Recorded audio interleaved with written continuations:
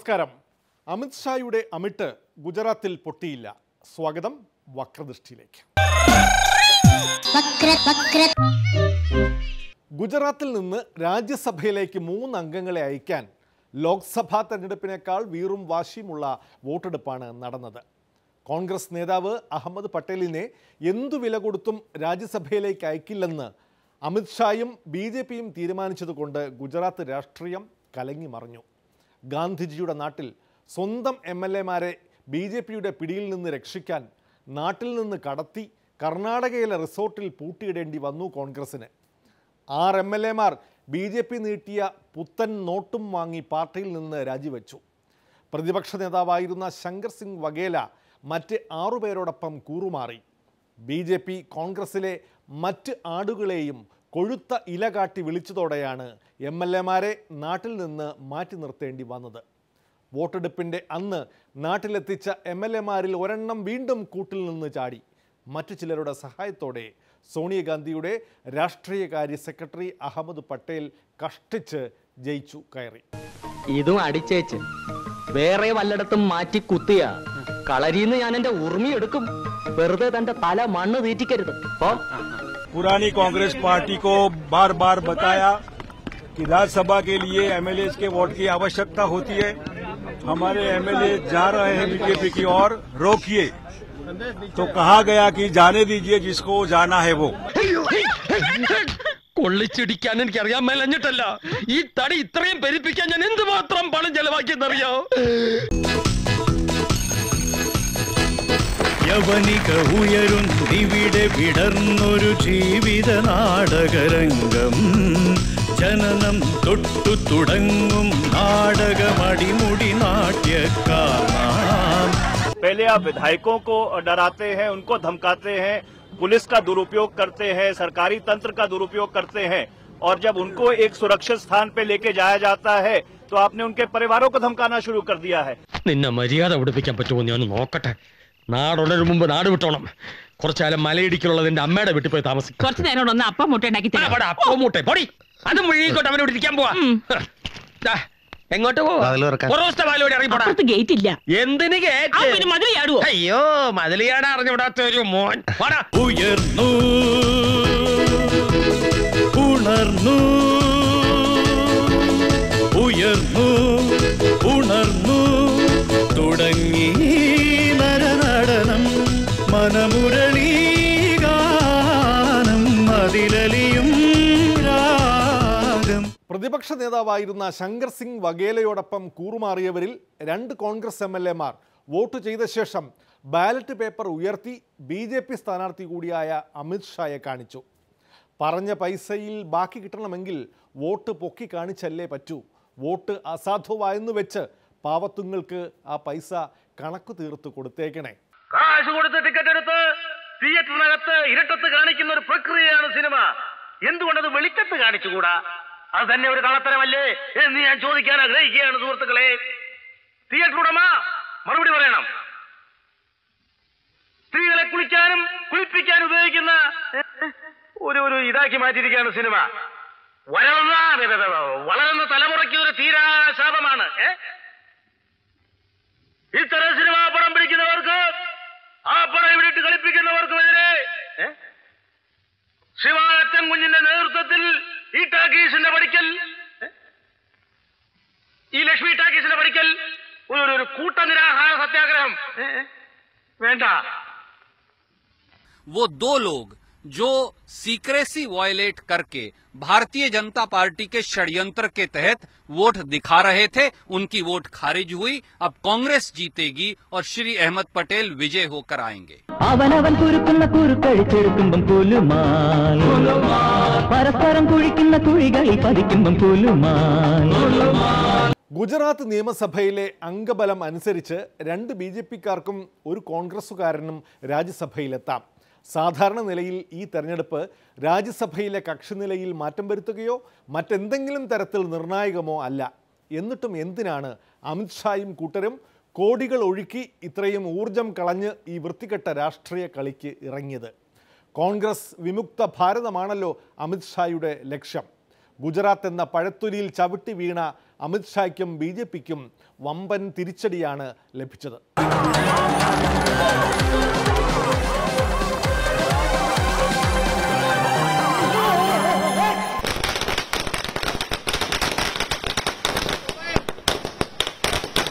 ഷാജി, സുഷുമ്നയുടെ 14ാമത്തെ കശേരുവിലാണ് ക്ഷതം.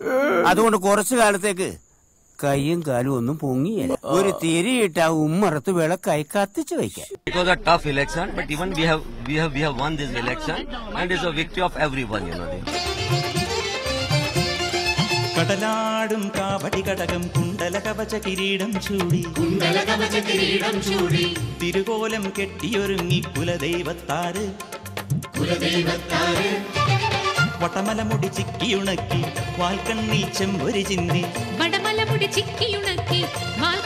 ചെമ്പൊരി ചിന്തി വരദാഭയമുദ്രയണിഞ്ഞു വരുന്നേ Perumal. It is a great setback and a slap on the face of the Bharatiya Janata Party, its president Mr. Amit Shah and Narendra Modi. ഇനിയിപ്പോ കരഞ്ഞാ മതിയല്ലോ, നാണമില്ലാത്തവൻ. അയാളെ വീഴ്ത്താൻ ഞാൻ പോയാലേ ശരിയാവുള്ളൂ, വേറെ ആരും പോകണ്ട. എന്തൊരു ബഹളമായിരുന്നു. ഇപ്പൊ എന്തായടാ? അയാളെയും വീഴ്ത്തി, വഴിയെ പോയവരെയും വീഴ്ത്തി, നീയും വീണ് വയറും കയറിയപ്പോ സമാധാനമായല്ലോ. വിജിലൻസിൽ നിന്ന് പോയതിനു ശേഷവും ജേക്കബ് തോമസിനെ വിടാൻ ഒരുക്കമല്ല ചിലർ. തുറമുഖ വകുപ്പ് ഡയറക്ടറായിരിക്കെ കെട്ടിടം പണിയിൽ ക്രമക്കേടുണ്ടായെന്ന CAG റിപ്പോർട്ടാണ് നിയമസഭയിൽ വന്നത്. കപ്പൽ ഓടിക്കാൻ അറിയാത്ത തന്നെ ഈ വകുപ്പ് ഏൽപ്പിച്ച കപ്പൽ മുതലാളിമാരാണ് ഉത്തരവാദികൾ എന്ന നിലപാടാണ് ജേക്കബ് തോമസിന്.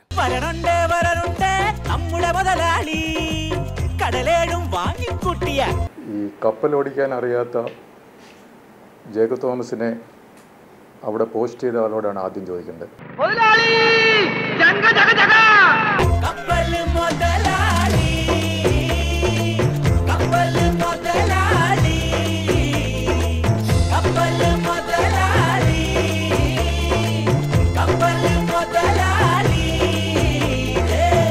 റിപ്പോർട്ടുകളെല്ലാം ഇപ്പം എനിക്കെതിരെ കുറേയധികം റിപ്പോർട്ടുകൾ ഉണ്ടാക്കിയിട്ടുണ്ടല്ലോ, അതെല്ലാം ശരിയായിരിക്കണം.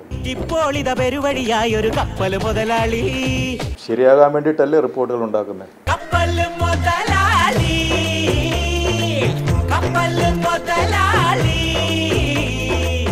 ഞാൻ അവിടുന്ന് വിജിലൻസിൽ 2014 വന്നില്ലായിരുന്നെങ്കിൽ ഈ കുഴപ്പങ്ങളൊന്നും ഉണ്ടാവില്ലായിരുന്നു. വിജിലൻസ് വകുപ്പിൽ 2014 വന്നതുകൊണ്ടാണല്ലോ ഈ കുഴപ്പങ്ങൾ മുഴുവൻ. മലപോൽ വന്നെലി പോലായി എലി വന്നിക്കെണിയിലുമായി നാടോടിയടങ്ങേറായി നനഞ്ഞ പെരിച്ചാഴി. ഈ സിയാൻഡേജി തുറമുഖ സിയാൻഡേജിയുടെ പ്രൊസീജിയർ അനുസരിച്ച് അത് അംഗീകരിച്ച അതിൻ്റെ ചർച്ചയ്ക്ക് മീറ്റിങ്ങിന് പോയ ആളാരെന്നും കൂടെ നിങ്ങൾ അന്വേഷിക്കുക. അംഗീകരിച്ച ആളുടെ പേരിൽ എത്ര വിജിലൻസ് കേസ് ഉണ്ടെന്നും അന്വേഷിക്കുക. CAG കണ്ടെത്തിയ ക്രമക്കേടുകൾ അടങ്ങിയ റിപ്പോർട്ട് അക്ഷരാർത്ഥത്തിൽ ശരിയാണ് എന്നാണ് ജേക്കബ് തോമസ് തന്നെ വിശ്വസിക്കുന്നത്. 2010 വാങ്ങിയ കമ്പ്യൂട്ടറുകൾ 2016 ശരിക്കും വർക്ക് ചെയ്യുന്നില്ല എന്നാണ് ക്രമക്കേട് നമ്പർ 1. അത് അതിൻ്റെ അകത്തെ ഒരു പാരഗ്രാഫ് വായിച്ചപ്പോൾ എനിക്ക് ഭയങ്കര കൗതുകം തോന്നി. 2010-11 വാങ്ങിച്ച കമ്പ്യൂട്ടറുകൾ 2016 ഭാഗികമായേ പ്രവർത്തിക്കുന്നുള്ളൂ. കമ്പ്യൂട്ടർ എന്നിൽ ധാരാളം ജിജ്ഞാസ ഉണർത്തിയ ദ്രവ്യം, അതിന്റെ ബോധശേഖരണ പ്രക്രിയ, ഐ മീൻ മെമ്മറി. 2011 വാങ്ങിച്ച കമ്പ്യൂട്ടറുകൾ അവിടെ വലിയതുറ തുറമുഖ ആസ്ഥാനത്ത് ഇപ്പോൾ ഭാഗികമായേ പ്രവർത്തിക്കുന്നുള്ളൂ. അതിന് ഉത്തരവാദി ജേക്കബ് തോമസ് ആണ്. അത് ശരിയായ റിപ്പോർട്ട് തന്നെയാണ് അല്ലേ? കണിശമായി.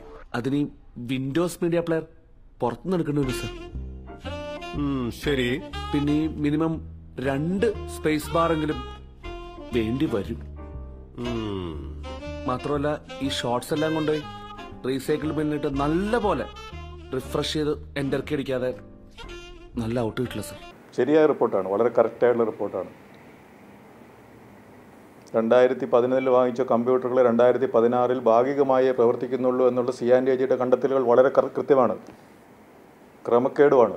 താനെന്താ ആളെ ഫുള്ളാക്കുകയാണ്? താനൊരു സാധനം പുറത്തുനിന്ന് കൊണ്ടുവന്നെന്ന് പറഞ്ഞില്ലേ മുമ്പേ? എന്താ വിൻഡോസ് മീഡിയ പ്ലെയർ സർ. എടോ, ആ സാധനം പുറത്തുനിന്ന് ഇവിടെ എടുത്തോണ്ട് വന്ന് നന്നായിട്ട് റീഫ്രഷ് ചെയ്ത് റീസൈക്കിൾ ബിന്നിട്ട് ഔട്ട് എടുക്കണമെങ്കിൽ മിനിമം 50,000 രൂപയാവും. എന്റെ ബോംബെയിലുള്ള സുഹൃത്ത് അഡ് ഫിലിം മേക്കർ വിചാരിച്ചിട്ട് നടന്നിട്ടില്ല. പിന്നെയാണ് താൻ. കുറച്ചുകൂടെ ടെക്നിക്കലായിട്ട് പഠിക്കുവല്ലോ പ്ലീസ്. കെട്ടിടം തുരുമ്പെടുത്തു, തുറമുഖ വകുപ്പ് ആയതുകൊണ്ട് വകുപ്പിലേക്ക് ധാരാളം കടൽക്കാറ്റ് വീശി തുടങ്ങിയവയാണ് മറ്റ് കുറ്റങ്ങൾ. 2014 എന്നെ അവിടുന്ന് മാറ്റിയ ശേഷം അവിടെ തുരുമ്പെടുത്തെന്നും അവിടെ കാറ്റ് വീശിയെന്നും അതിനൊക്കെ ഉത്തരവാദി ആ സമയത്ത് ലോകായുക്തയിൽ 2.5 മാസം എനിക്ക് പണിയൊന്നും തരാതെ ഇരുന്ന ശേഷം വീണ്ടും ലോകായുക്തയിൽ പോസ്റ്റ് ചെയ്ത് ലോകായുക്തയിൽ പണിയെടുക്കുന്ന സമയത്ത് അവിടെ കാറ്റ് വീശി കഴിഞ്ഞ് എനിക്ക് അവിടെ പോയി കാറ്റ് തടയാൻ പറ്റുമോ? തുരുമ്പെടുക്കാതെ എനിക്ക് അവിടെ പോയി പെയിന്റ് അടിക്കുക എന്നെ അങ്ങോട്ട് കയറ്റുമോ? പുറംകടലിൽ ഞാൻ കണ്ണീര് കുടിക്കുന്നു. ഒരു ഷോട പോലും കഴിക്കാൻ പറ്റാതെ. എന്താ ഷോട കുടിക്കാൻ വേണ്ടി പുറംകടലിൽ ഞാനൊരു പെട്ടിക്കൂടെ നോക്കണം. ഭക്ഷണം പോലും കഴിക്കാതെ ആഫ്രിക്കൻ പായലും പച്ച ചെമ്മീനെ ഞാൻ കഴിച്ചത്. ഇപ്പൊ കുളവാഴം വന്നിട്ടുണ്ട്. മുതലാളി, ഞാൻ ഉപദേശിക്കുന്നു കരുതരുത്. മുതലാളി ഒരു ചെത്തിയാണ്. തുറമുഖ വകുപ്പ് ഓഫീസ് സ്ഥലത്ത് നക്ഷത്ര വനം പദ്ധതി നടപ്പാക്കി. ജേക്കബ് തോമസ് അവിടുന്ന് പോയതിന് പിന്നാലെ ജീവനക്കാരുടെ ജന്മനക്ഷത്ര വനം കരിഞ്ഞുപോയി. ഇതും CAG റിപ്പോർട്ടിലെ ക്രമക്കേടിൽ ഉൾപ്പെടുന്നു. ചുരുക്കത്തിൽ തുറമുഖ വകുപ്പിൽ തന്നെ നിയമിച്ച കപ്പൽ മുതലാളിമാരുടെ നടപടി തന്നെ വലിയ കുറ്റമായി ജേക്കബ് തോമസ് കരുതുന്നു. ഓരോ സ്റ്റാഫിൻ്റെ നാള് നോക്കി ആ നാളുള്ളയാൾ ആ മരങ്ങൾ സംരക്ഷിക്കണമെന്ന് പറഞ്ഞ് അന്ന് ഞാൻ സർക്കുലർ ഇറക്കിയിരുന്നു. അവിടെ റെക്കോർഡുള്ളതാണ് അതൊക്കെ. അപ്പോൾ അതെന്തുകൊണ്ടെന്ന് വെച്ച് കഴിഞ്ഞാൽ ഓരോ മരത്തിനോട് ആ നാളിൻ്റെ മരത്തിനോട് ഒരു താല്പര്യം നമുക്ക് തോന്നുകയും. ചേട്ടന്റെ പേരെന്താ? ഹരിചന്ദ്രൻ. എന്താ നക്ഷത്രം?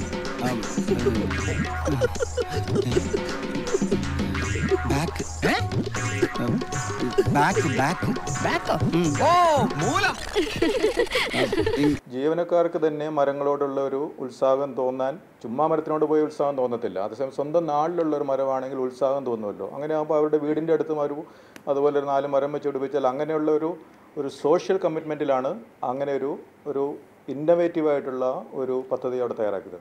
ഞാൻ പോകുന്നതിന് ശേഷം അത് നശിപ്പിച്ചവർക്കെതിരെ നടപടി എടുക്കുകയാണോ വേണ്ടത്, അതോ നക്ഷത്രവനം നട്ടുപിടിപ്പിച്ചതിനെതിരെയാണോ നടപടി എടുക്കേണ്ടത്? ഏതാണ് ക്രമക്കേട്? തന്റെ ബോധമണ്ഡലം ജീർണിച്ചു തുടങ്ങിയവല്ല. പുതുവൈപ്പിലെ LPG പ്ലാന്റിനെതിരായ സമരത്തെ നേരിട്ട പോലീസിനെ മനുഷ്യാവകാശ കമ്മീഷൻ വിളിച്ചു വരുത്തി. ഹൈക്കോടതി ജംഗ്ഷനിൽ സമരക്കാരെ തുരത്തിയ കൊച്ചി DCP യതീഷ് ചന്ദ്രയെ സമരത്തിന് പോയ കുട്ടികൾ വരെ തിരിച്ചറിഞ്ഞു. കുഞ്ഞുങ്ങളെ ഇനി സമരത്തിന് കൊണ്ടുപോകരുതെന്നാണ് യതീഷ് ചന്ദ്രയുടെ നിലപാട്.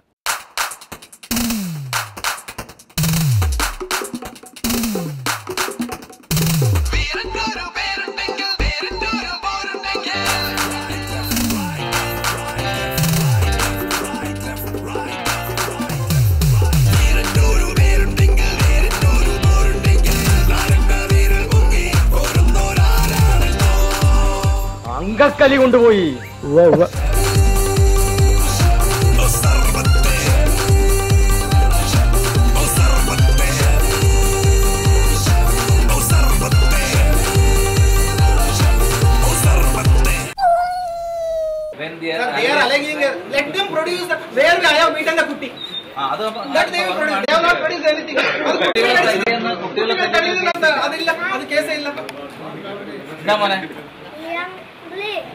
നന്നായിട്ട് പഠിച്ചുകൊണ്ട് വന്നിട്ടുണ്ട്.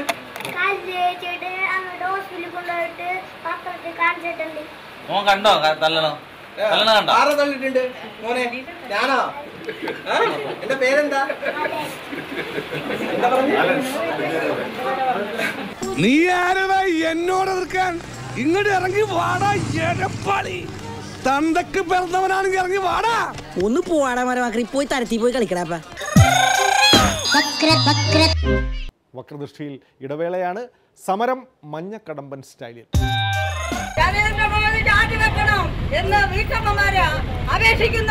തള്ള കൊളാക്കും. ലൈവ് പരിപാടി നശിപ്പിച്ചനെ. നെഞ്ചിൽ തിരതല്ലും താളം അസുര താളം.